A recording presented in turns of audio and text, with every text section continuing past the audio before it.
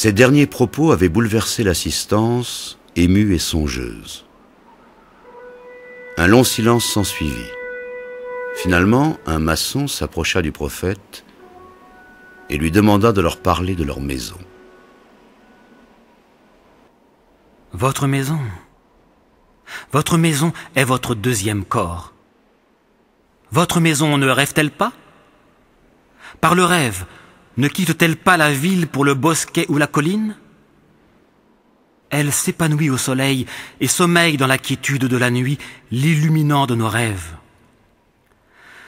Si je pouvais cueillir toutes vos maisons dans ma main, et comme un semeur, je les disperserais dans la forêt et les prairies.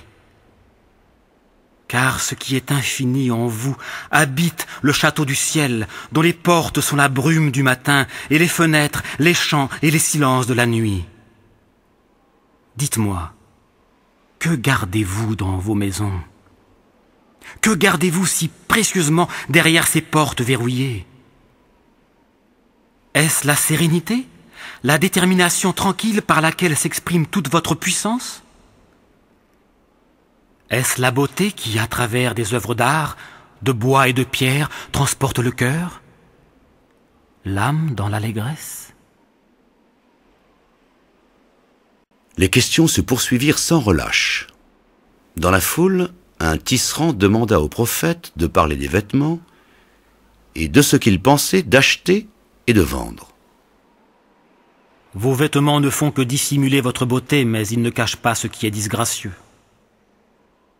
En cherchant par vos vêtements à ménager autour de vous un espace d'intimité, vous risquez de vous enfermer dans un carcan et de vous enchaîner. N'oubliez pas qu'il n'est de meilleur bouclier contre les yeux concupiscents que la pudeur.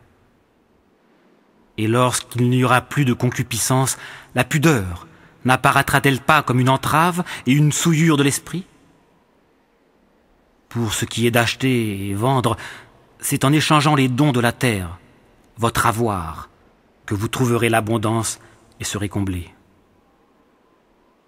Ne souffrez point que celui qui a les mains stériles s'occupe de vos transactions.